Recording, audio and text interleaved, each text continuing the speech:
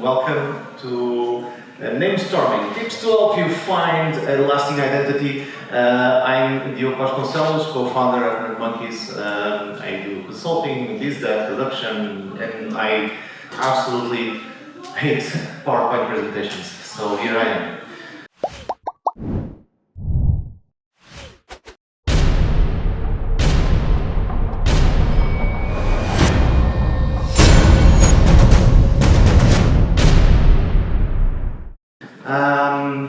Naming is easy, right? Have you tried to give a name to any product, service, game that you've developed? It comes to mind immediately. Great names, right? Said nobody, I'm sure, because it's something that has a lot of elements, not only in regards to the product itself or the service, but it also says a lot about what you're building, what you're creating. It's the first thing that everyone will say. You don't say logos, you say names, right? So you can have an amazing logo, but you don't use that in a conversation. So the concept of mouth to mouth, the interaction of discussing a product or a service goes into the first step of naming it. And it takes a lot of time and effort to find the name that you are actually proud of, which is an element very important to have. A name that generally represents not only the uniqueness of what you're doing, but also the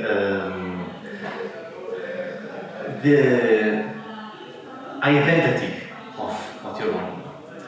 And I'm going to go through strategies on how I usually try and filter out things to find those names. And one of the elements that I think is fairly obvious if you're in a medium of, at very least, sales, telling a story is always a good way of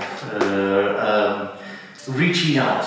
We are humans, we like stories, it's part of us, it's in our DNA, and whenever a story is told, you have natural curiosity about its conclusion. It goes, it has a flow, and if you give a name, it is a hint, a little sparkle of here's the beginning of a story, and to get to the whole thing, you have to experiment, to try it out. So make anyone curious would be usually one of the strategies that I go with to find, or at least filter out from a very big list of and I mean very, very big list of names to see, does it tell a story? And what story does it tell? What do I want to say? Why is it important?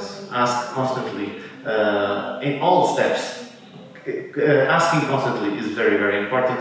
You are biased, everyone is biased towards their own preferences, and if you force yourself to make those kind of questions, you'll bring it more into consciousness to yourself. They become part of a different perspective. You see it from in a different angle, literally. So I'm going to also sometimes discuss some of the things that I absolutely hate in names, and misspelled on purpose are usually the type of names that I absolutely hate. They are a hassle, and I can tell you from experience, from many years ago, on a online service, before I worked in software, and there was this really cool idea that I had, which at the time, misspelling names was quite trendy. You can see that in many websites from the time. And meetings, B2B meetings, interacting with anyone or explaining to anyone what you're doing, and then saying, yeah, but it's written this way. It's annoying. There are good examples of misspelled products and services, websites, etc., that they work and they survive and they keep on, but you don't count on. Just imagine having that for the rest of your life, because that's a possibility. Like if you become like extremely successful, it's either everyone knows it, or if you are in the medium side, you are always going to go through this. This is too hassle for me. I don't like misspelled on purpose. So this is one of the filters that I use usually. Is yeah, I don't want anything like that. So I won't even think about it. Of course, you may like it. It might tell a story for you. It might be relevant. And I'm not saying this is wrong. There are no wrong ways of doing it, except the wrong ones. But you should always consider more into, or at least always have in consideration the usage, not only on the concept, on the context of the product, but also on the context of business, when you're interacting with others and talking about it, and the press release, etc. So, imagine your name and where you want to see it. So, press releases, imagine it on a review website if it's a video game, and try to simulate that example. Or imagine it being on a news headlines. Imagine it on a business plan. You don't need to make a whole business plan. Just try and simulate some of those elements, and also see if it feels right. Because if it feels right, it's also gut feeling is very important for me. I know it's very hard to describe what that gut feeling is, because it's very a personal thing. But if you also look at the names that you are going through and filtering out, and by the time that you already are comfortable to testing it in different environments and are indecisive in between one or the others, by putting it in context, that will it just looks cool. If you see, you imagine a headline of where you want to be, and let's say my video game sold 1 million units. You write that. It's not only it looks cool, as in does it fit well and does it look good, but also it pumps you up like, yeah, I'm going to do that, right? I'm going to sell 1 million units, and I think this is a lot of fun to do. And the thing that I think that a lot of people might disagree is that short names. I don't really agree with a lot of the elements of. It's gotta be short. It's gotta be a domain. It's gotta be really short and memorable. And I don't remember that. Like usually, short names are quicker to forget. But I do have a memory problem, clearly, because I'm very forgetful. Anyone who knows me knows that I'm absolutely horrible at remembering anything. But what I would say is that, from my experience, short names usually are either very punchy, which there aren't that many options, or they are that memorable. Sorry. So, long names are often more easier to remember. And I know, like, what the hell are you talking about? Yeah, I might have went a little bit overboard with Philippe, who is in the next room talking about detective case in Cloud Blocking Berlin Hotel Lisbon. Yeah, our first game. Okay, that might be too long, but it does say in a way almost the whole story of the video game. But it also says that it's going to be a silly experience, because when we did that at the time, there was a limit that has since then been increased on Steam. There was only one character left, so it was us having fun with the name. And what I mean by long is sometimes connecting some elements to names, or going into a type of description that makes you imagine is more memorable, because you create an image in your head. And that's what I mean by long, oftentimes are more memorable. And inspiration is also where I usually go for those longer names, which is I go into things that I love and things that are very obscure, connected, of course, to what I'm working on. That this presentation is very broad, but try to imagine your own thing that you are working right now or you want to create. And don't be afraid of going to these paths. It's really important to be true to what you like, to yourself, to your influences, to the influences of your product, and not be afraid of, oh, am I copying? Am I stealing this? No, you're not. You are going through a lot of names. You have to go through somewhere, and it's better that you go everywhere, and it's better that you don't be afraid to go to the end of the spectrum of even into the silliness. If the limits where you feel that things are a little bit silly, it's better for you to go there than just be too cautious, and then you might not find. Because you didn't allow yourself to explore, you might not find within that space between the extreme and the cautious, the perfect name that you would fall in love with. And so, yeah, inspiration and a lot of experimentation. You know, this is obvious, right? Don't make more of names. But other than that, I would say that's when I'm trying to be creative, I try to have fun with it, right? So, I try to have fun, and I try to be in a happy place. And it's not, I think it's obvious, it's not easy to be creative and do something that goes into a particular mood if you're not in that mood.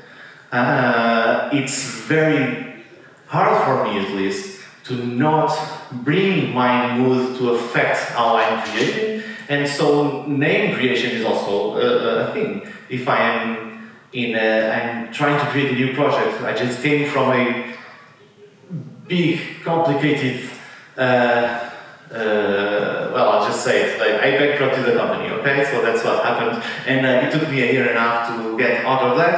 If you come out of something as difficult as that, you need to first allow yourself to go into a place where you can, smile and have a little fun doing this, creating it. And if you're not allowing yourself to do that, what ends up happening is you'll see it reflected on the names. That's my opinion, at least. So yeah, allow yourself to explore and allow yourself to have fun. Naming takes time, and that process itself, as the name, shouldn't be boring. Creating, in an ideal scenario for me, is a fun experience, because I also get distracted really fast. My attention span is very, very, very low. So if I'm not having fun, if I'm not being attracted by and wanting to do what I want to do, it doesn't work out. So naming as a process, I try to create ways of making it for an experience. So being silly as I'm making names and going on purpose into making those names, for example, making a list of all the bad names that you can find. Find the names that you do not want and you would never use. It's really hard to do, but it's also fun as hell. My company is called Nerd Monkeys, but it could have been called let me think, a really bad one would be something along the lines of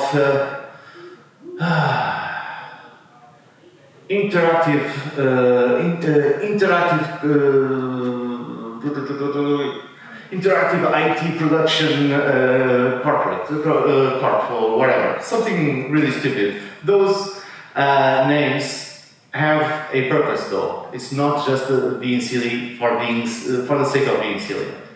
This is not only my favorite way of finding a name, it's also the one that works the best for me, and that's why I'm here talking to you. After you do 5, 10, 15, 20, like after you ask yourself over and over again, what's a bad name, and it just makes you go into this brainstorming process of getting the worst possible names that you would never allow yourself to be called. Then the process goes into, okay, now let's try and understand why I don't like these names. And you go one by one and making a comprehensive description of why that name is not good for you. As a guideline to when you're finding and looking for the good name, you already have that interiorized, like it's within you. Oh, this is already not within the... You might write the list, but you will not need it that much, because after you understand why that name doesn't work, you'll see that it becomes obvious. It just becomes obvious. There's more silly exercises, to be honest. I try to bring it into conversations out of nowhere. Hey, I'm working on the Ka, which is a thing that I said recently. What is that? Oh, it's a QA company. You know, QAAA, AAA, QAAA, Ka, and the logo is a crow. Yeah, right. So it makes sense. And you see the reactions. There is though a risk on this one, which is when you use them too many times, sometimes you get attached to bad names because they're so much fun to do, you know, these kind of social stupidities, and be aware of that. That's also relatively important. I think that this is the best trick for me to find names, is allowing yourself to have fun. And before I finish, because I don't know if I'm speaking too fast or not, but before I finish, I want to tell you a quick story about this talk, which is I made the name of this talk intentionally bad. I don't think this is a good name, in my opinion, but it's not. I'll get to that. Why did I do it? I wanted to have fun. It's part of the fun elements of finding names, and I wanted to also do it in the process of how fast can I get a name, and show also a little bit of if you don't spend enough time doing or making an intentional important naming for what you want to do, it does have results that you don't like. In this case, one of the things I don't love is this is just a brainstorming and naming and just smashing those two together. It's fine, it does the trick, but it doesn't really go into what I would look for in a name. But it's also a talk, like you'll never see me again soon, so I'm not that worried. But the original name was, your name is only the beginning, ironically a working title. And I guess this was so bad that this talk was supposed to happen over a year ago, but the venues to where I submitted, they didn't want it. So the name that you're seeing right now is a compromise of, I don't like it, but it's not that bad. It sounds serious, okay? And I think that's, and here it's not even an effort, it's just a sentence, it's not even a name, right?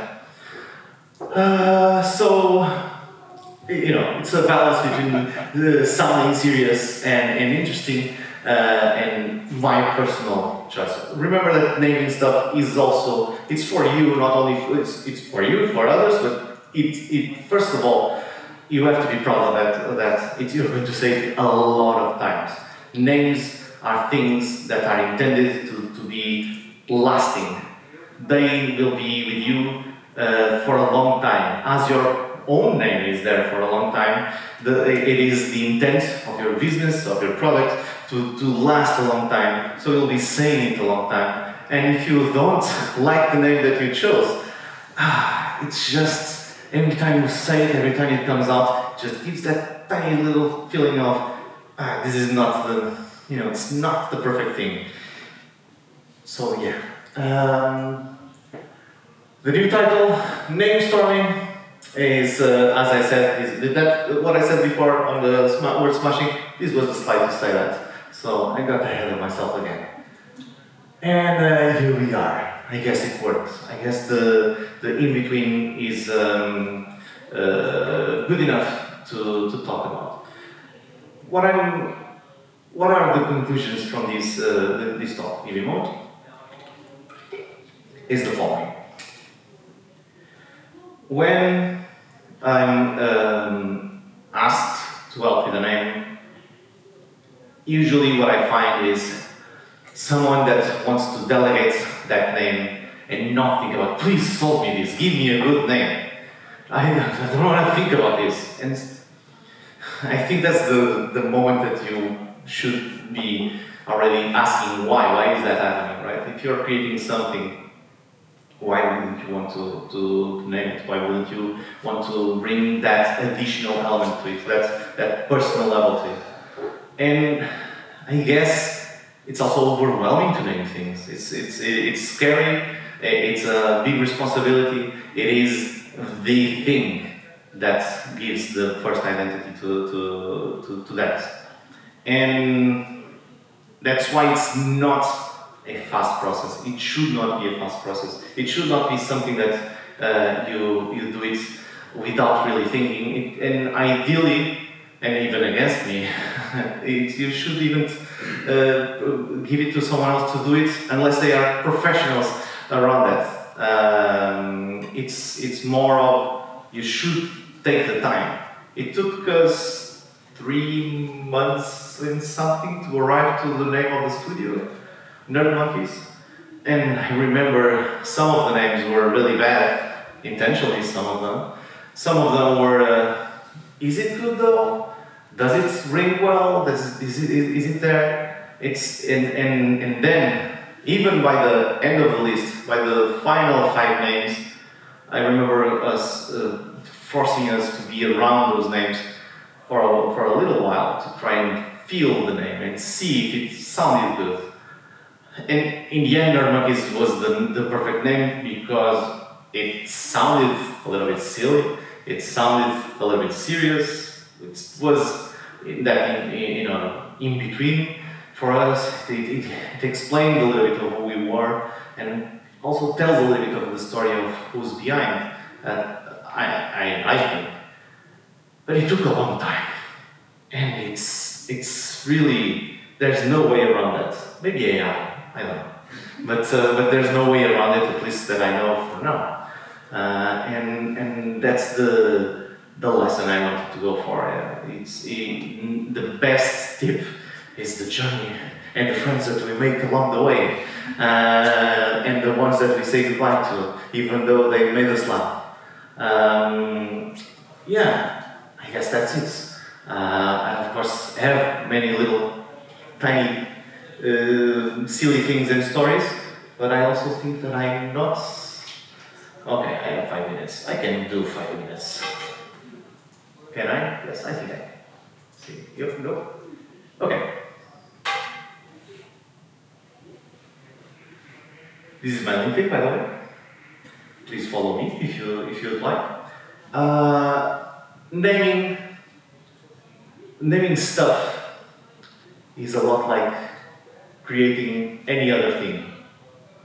And if you dedicate that time to creating whatever you're creating, it just doesn't make sense not to do the same for the name. That's the conclusion. That's the summary of this conversation. But what I'm going to do is open it to questions. Maybe it's much much more informative and useful for us here in the room, and also I think I can help. Yeah. All right, thank you so much for your topic. Thank you.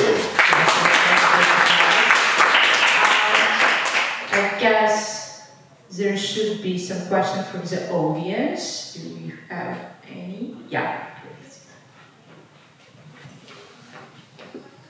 Thank you so much for the presentation, very interesting. Thank you. I would like to ask, at what point do you give the name? At what stage? Great question. Yeah, that's a great question.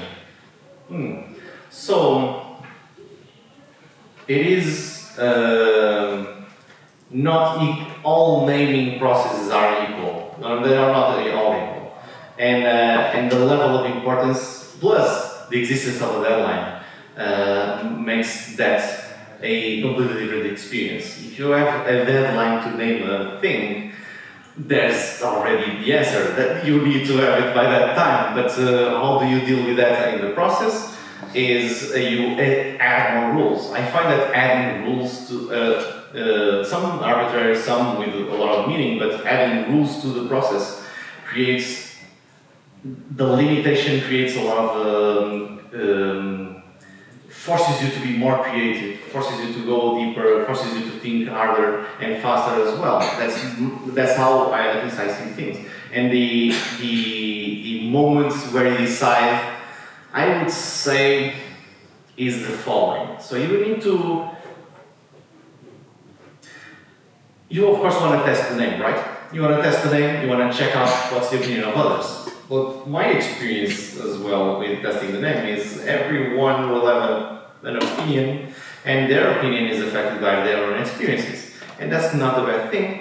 So when you are testing, you need to test it with a very specific goal. As you would do QA games, you wouldn't try and judge what the person is trying to tell you. You'll try to hear it, understand the question over and over again. So you'll ask, what do you perceive from this? What do you think this is? What's your opinion?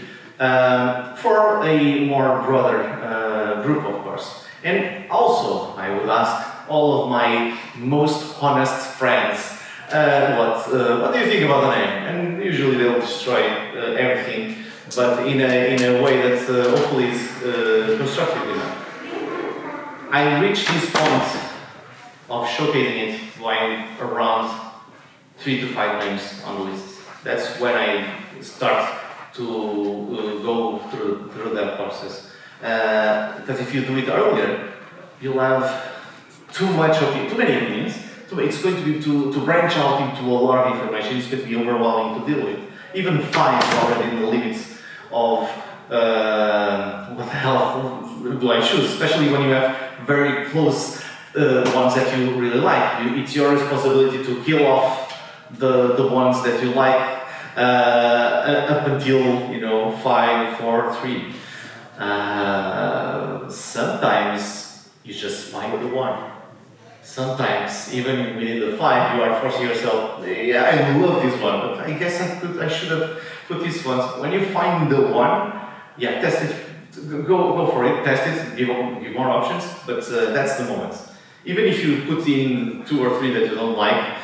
I know it's kind of cheating a little bit, but you found the one, so you just need to confirm it. And sometimes the one, everyone hates it, which has happened to me before as well. And I feel that's the moment. That's the point where you reach is when you start testing out within the public. But the